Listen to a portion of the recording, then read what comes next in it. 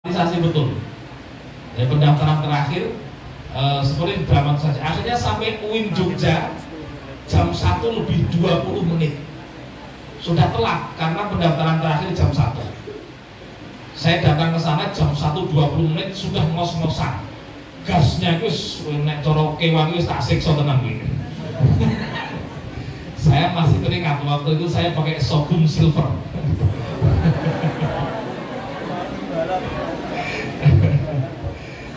Saya itu pembalap Pak, tapi tidak usah diikuti ya. Sekarang tidak begitu loh. Nah, akhirnya apa? Akhirnya sampai di sana, panitia itu pas berdiri mau keluar. Saya pas datang, masuk. Oh, pendaftaran sudah tutup Pak. Pendaftaran sudah tutup. Loh, kan jenengan masih di sini. Wah, saya ngeyel masih. Kan jenengan masih di sini, berarti belum tutup. Loh kan tutupnya sudah jam 1 tadi. Nah, selagi jenengan di sini berarti belum tutup. Ngeyel saya masih teringat seperti itu. Akhirnya ketawa dia, karena petugasnya itu sudah akrab wajahnya dengan saya, karena saya kan para mahasiswa di situ. Ya udah, sini berkasnya. Sudah deg-degan karena apa? Daftar S3 tanpa ijazah S2, bayangkan. Kenapa?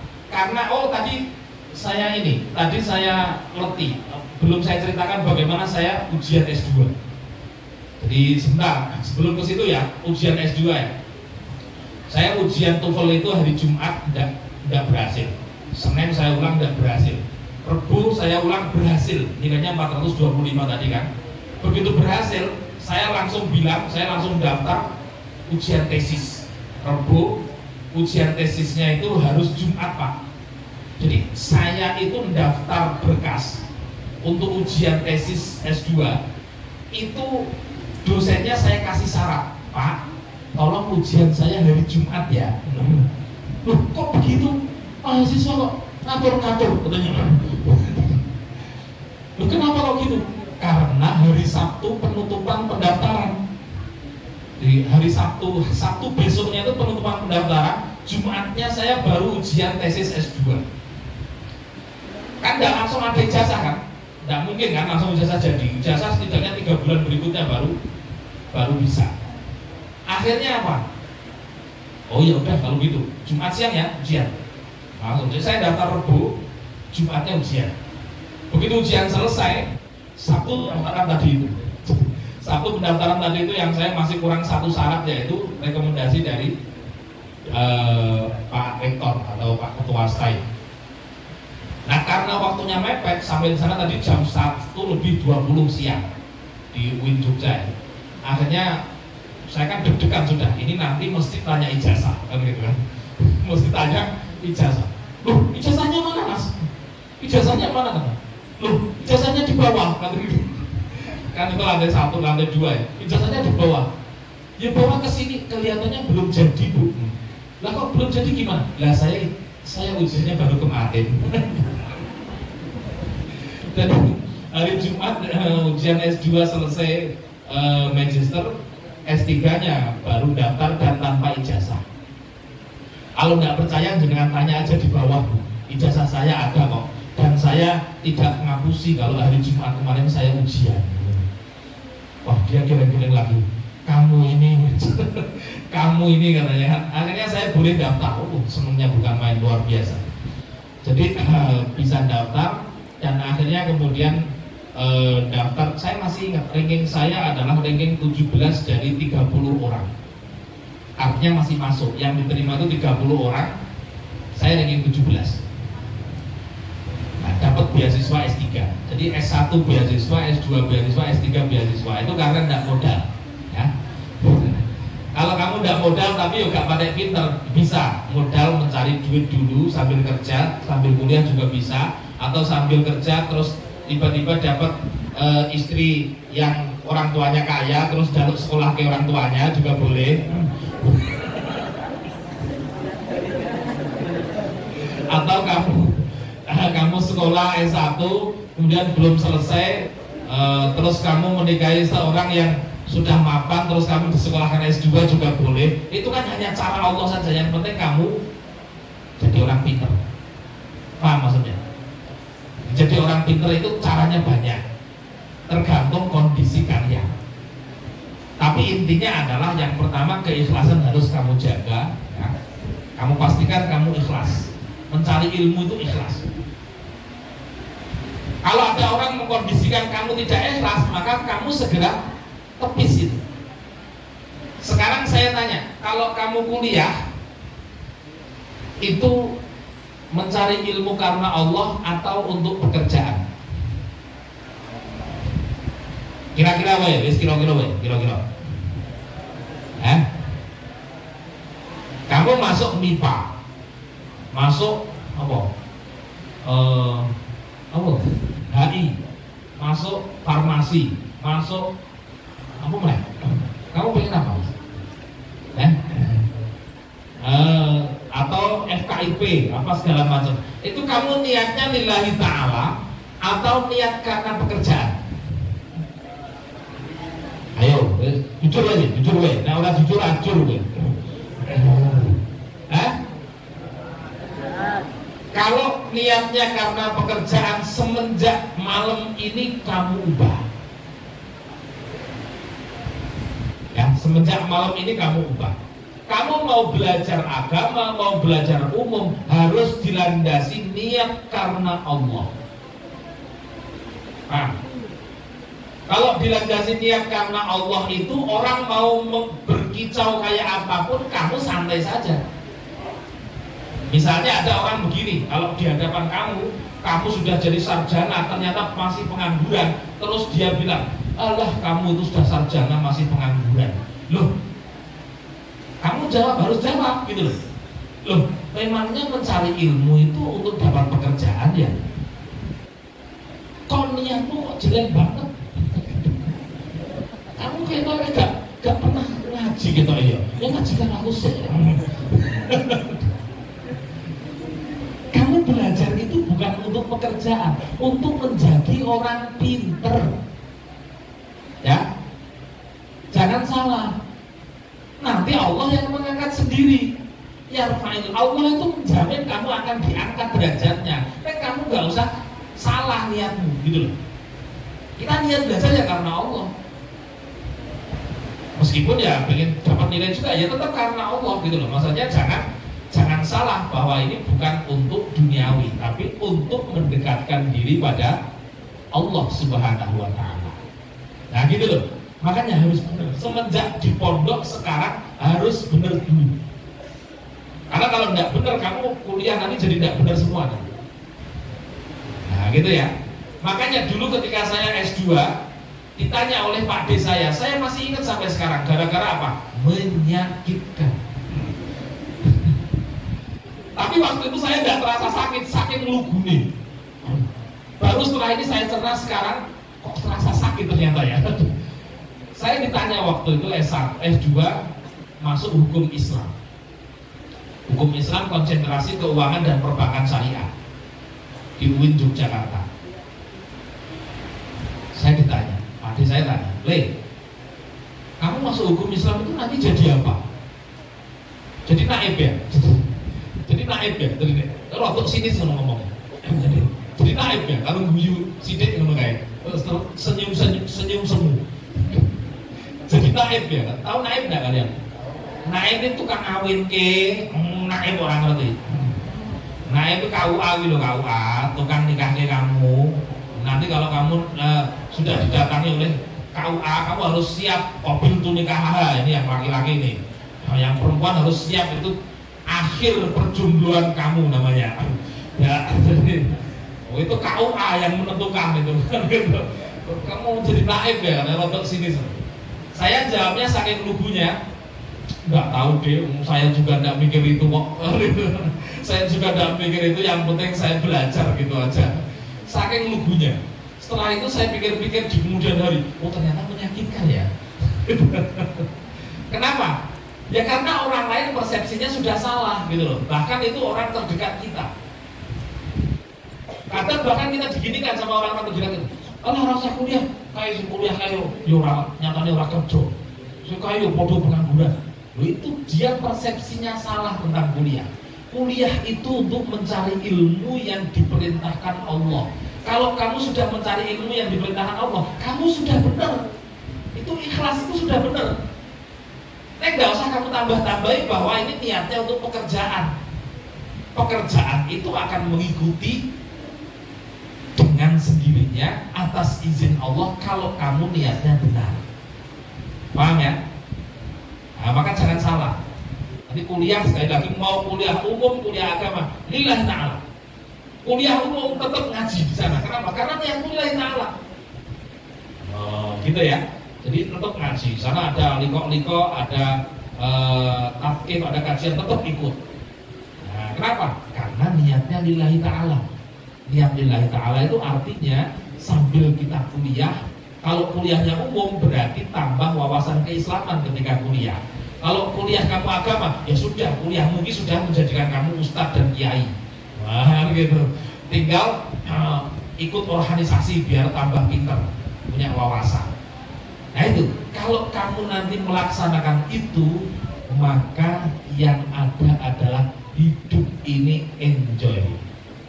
Nah, jadi tidak usah kemerungsung. Kalau kamu selesai S2, S3, selesai S3 itu loh, saya sudah kerja 5 tahun di UIN Salatiga, tiba-tiba dari Universitas Ibnu Khaldun, tiba-tiba nelpon saya, Pak Mifdal mau enggak kami jadikan dosen tetap di sini? Tidak. Wah, saya tegas tidak. Loh kenapa kok tidak mau? Saya sudah dosen tetap di Salatiga. Benar ternyata kata dosen saya dulu benar. Kalau kamu selesai S3 itu nanti pekerjaan yang mengejar kamu, bukan kamu yang mengejar pekerjaan. Kan mulia toh. Itu janji Allah akan mengangkat derajat orang yang berilmu.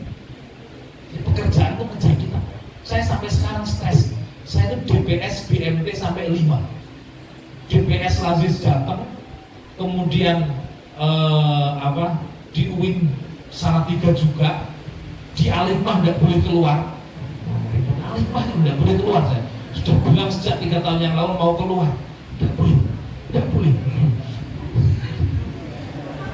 Kenapa? Ya karena dianggap punya ilmu, padahal jane ya sithik kok ilmu deh. Nah, ya kan? Jadi kalau kamu punya ilmu itu pekerjaan yang ngejar kamu. Kalau nggak percaya, saya contohnya, nggak sombong. Tapi biar kamu mudeng bahwa Allah itu cara mengangkatnya seperti itu. Jangan salah seperti teman saya di debat anaknya yang tidak hafal Quran, kalah. Jadi Pak, saya itu nggak mau menghafal Quran yang 30 juz itu niatnya nggak bener itu. Loh kok bisa? Lah itu niatnya mencari beasiswa di UNS itu gimana coba? Nah, makanya saya nggak mau menghafal kayak gitu. Patutnya dia nggak apa gitu loh. Terus disampaikan ke saya, bapaknya bilang ke saya itu habis di debat anak saya itu Pak, itu bener nggak ya? Jadi katanya dia nggak mau menghafal itu karena yang hafal itu untuk cari beasiswa itu. Oh gitu. Terus saya balik, Mas, jenengan salah, anakmu juga salah. Jenengan harusnya bisa memahamkan anakmu. Jadi gini loh, orang yang hafal Al-Quran maka akan dimuliakan oleh Allah Subhanahu wa Ta'ala. Di antara bentuk kemuliaannya itu adalah Allah menciptakan orang-orang yang membuat beasiswa di mana-mana. Terus tiba-tiba dapat beasiswa. Jangan balik, lu mikir kalau orang pakai pinter. Paham ya? Jadi bukan kamu menghafal Al-Quran untuk cari beasiswa, enggak. Nah kamu niatnya gitu salah, saya beritahu semenjak sekarang. Niat menghafal itu lillahi ta'ala. Allah akan mengangkat dengan sendirinya orang yang pinter dengan cara Allah sendiri. Di antaranya adalah menciptakan orang-orang di kampus-kampus besar agar orang yang hafidh-hafidhoh itu diberi prioritas beasiswa. Itu cara Allah untuk memuliakan orang yang hafidh-hafidhoh seperti kalian. Sudah, ya berdoa dong. Nah, berdoa kan begitu kan, terus berdoa. Itu ya. Jadi saya kira itu mungkin yang saya sampaikan. Intinya ilmu ini harus kalian cari dengan cara yang ikhlas. Ikhlas akan menjaga kalian, ilmu akan menjaga perilaku kalian. Masih banyak cerita-cerita yang lain, tapi karena sudah jam 9, kalau ada pertanyaan saya persilahkan. Saya latih kalian bertanya langsung di forum. Kalau ada yang mengetawakan, yang ngetawain saya suruh berdiri, saya suruh maju. Jadi temennya bertanya itu tidak boleh diketawain, meskipun pelegak-peleguk salah-salah ya. Nah, oke, silakan. Ada pertanyaan, saya persilahkan. Mana lah? Kalau tak tutup loh. Ada enggak? Atau kertas, silahkan kalau mau kertas. Mau kertas bersiap. Sini, bawa sini. Tapi kalau ada yang bertanya langsung, saya prioritaskan. Bertanya itu diniati meyakinkan atau memberitahu teman-temannya biar tahu. Nanti kamu akan semangat bertanya karena kamu mencapai pahala yang lebih. Oke, baik. Ini ada pertanyaan. Syarat sholat ini yang saya sampaikan tentang niat dan ilmu, tapi pertanyaannya agak nyambung. Tapi tidak apa-apa. Syarat sholat kan wudhu dan hilang dari najis. Waktu itu saya sedang menunggu sholat, ada nyamuk di tangan saya, terus dijeblek ya toh. Belum tahu tuh tapi ada nyamuk di tangan saya yang udah gemuk. Waduh, nyamuknya gemuk bro.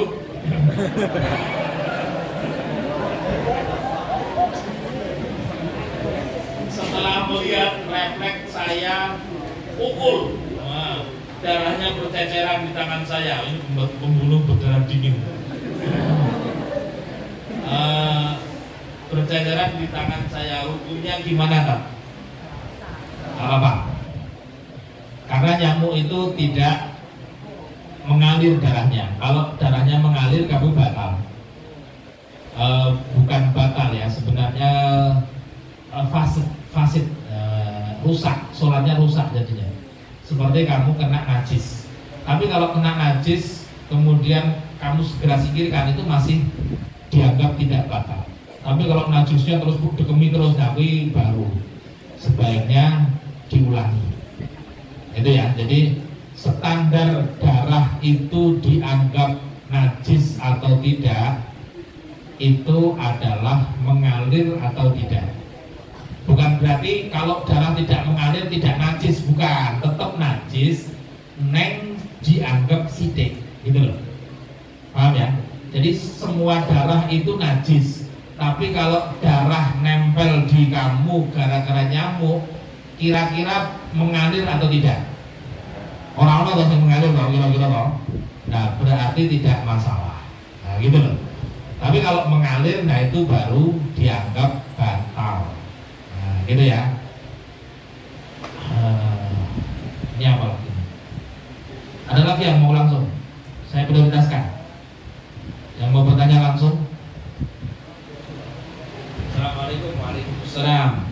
Afwan Ustadz, saya pernah mendengar kalau orang meninggal yang kuburannya dikasih kijing, katanya jalan menuju surga dipersulit. Apakah benar Ustadz? Terima kasih. Waalaikumsalam. Ya, ada ya. Kijing itu makruh, ya, makruh. Bukan kok haram, tidak, makruh. Kalau ditinggalkan itu dapat pahala. Ya, kalau ditinggalkan kijing-kijing itu tidak dipakai kijing, cuma gundukan tanah saja, nah itu dapat pahala. Cukup tanda itu cukup, apa itu namanya, nisan ya, cukup nisan saja. Kalau mau tanda cukup nisan saja, tidak usah di kijing. Karena kalau di kijing nanti efeknya adalah kalau kijingnya memenuhi kuburan, berarti kuburannya sudah uzur, ya loh. Terus raiso bingung, harus perluasan kuburan, ya kan? Nah makanya kenapa itu dimakruhkan, termasuk salah satunya adalah itu. Tapi kalau yang kamu maksud tadi itu ya wallahu a'lam, saya tidak paham. Yang saya paham adalah makruh. Makruh itu kalau dilakukan ya dia tidak dapat apa-apa, tapi kalau ditinggalkan dia dapat pahala. Nah itu. Tapi bagi seorang mukmin yang hati-hati, makruh itu ditinggalkan. Kenapa? Ya karena itu jalan menuju surga. Maksudnya kamu semakin tambah pahala. Hidup di dunia itu sebenarnya menambah poin saja, menambah poin pahala terus. Nek pahalamu coba rusak, nek rusak itu kamu. Kalau kalian pernah main ular tangga, kalau jatuh turun sampai jauh itu kalau kena apa? Kalau kena ular, nah ular itu kira-kira syirik maksudnya. Kalau dalam Islam itu kamu jangan pernah syirik sedikit pun. Kalau kamu syirik, habitat akmaluhu, amal kamu hilang semua. Makanya kenapa harus sholat terus, karena dalam sholat itu ada syahadat. Orang selalu sholat itu otomatis dia tidak syirik. Asyhadu an la ilaha illallah wa asyhadu anna muhammadan abduhu wa rasuluh. Itu sudah syahadat jelas. Makanya tahiyat akhir itu wajib dibaca bacaannya. Kalau ada orang sholat kok tidak baca tahiyat akhir, sholatnya tidak sah. Dua bacaan yang wajib dalam sholat itu adalah surat Al-Fatihah dan tahiyat akhir. Selebihnya itu sunnah semua. Tapi dua yang wajib, Al-Fatihah dan tahiyat akhir. Tahiyat pertama saja tidak wajib. Kamu begogok orang moco-moco oleh aslinya. Nah ya apa sholat kok orang ngomong-ngomong itu mikir apa? Mikir utangmu mesti. Nah itu loh. Misalnya kok subhana rabbiyal azim, subhana rabbiyal azim, atau subhana rabbiyal azim wa bihamdi. Terus kamu tengok-tengok. Oleh asline, oleh. Nek ora usah mbok lakoni, kuwi ngono kuwi ora ono ajarane. Dalam Islam itu tidak ada ajarannya. Ajarannya ya kamu baca, gitu loh. Tapi saya pernah melakukan itu gara-gara apa? Gara-gara apa? Saya ngempet ludah saya kelihatannya ada darahnya. Ah, wes toh, bingung toh. Pernah enggak kayak gitu? Akhirnya mau saya buang juga saya sholat, saya teruskan, akhirnya saya tidak baca. Nah itu, kalau kamu mau praktekkan sholat tidak baca itu kayak gitu. Tapi begitu tahiyat akhir tetap harus baca, karena itu wajib, rukun. Ya, rukun sholat yang harus dibaca itu hanya dua itu saja. Yang lainnya itu rukunnya itu gerakan itidal, gerakan rukuk, rukuk tumakninah. Nah itu kan rukunnya kayak gitu. Nah rukun yang bacaan itu surat Al-Fatihah sama tahiyat akhir saja sebenarnya. Nah gitu. Fungsinya apa? Ya tadi itu. Nek kowe ngempet idu pas rukuk kan idune mesti jatuh nek wis oke. Ya loh. Pernah lah ngono kuwi. Ayo ngaku wae. Saya pernah masalahnya, karena apa? Yang ngempet idu tadi itu. Tapi kalau tidak rukuk, tidak sujud kan tidak apa-apa. Ngomong kan tidak apa-apa, bisa. Pas tahiyat akhir misalnya ngomong bisa. Tapi kalau pas sujud gak iso, ya wis tengok-tengok. Pokoknya moco idune metu kabeh kan gitu. Nah, itu salah satu salah satu contoh kita tidak bisa baca itu kayak gitu. Kalau zaman Rasulullah ada orang ngempet itu terus didoke sebelah kiri. Nah, tapi kalau pas kirinya tidak ada temennya, kalau ada kirinya ada temennya ya mesakin. Nah gitu kan. Paham ya? Ada pertanyaan? Tidak ada yang berani ya? Ya kamu semoga nanti pas kuliah jadi pemberani. Ya tapi biasanya pemberani itu dimulai dari sekarang. Saat kuburan yang tadi Ustadz piye loh ini? Saat soal kuburan yang tadi Ustadz orang gue koma ini loh, bingung aku. Bagaimana kalau kuburannya ditimbun menggunakan semen dan keramik? Ya itu sama dengan kijing sebenarnya. kijing itu sama dengan dikasih semen keramik, ini jenenge yo kijing padha wae.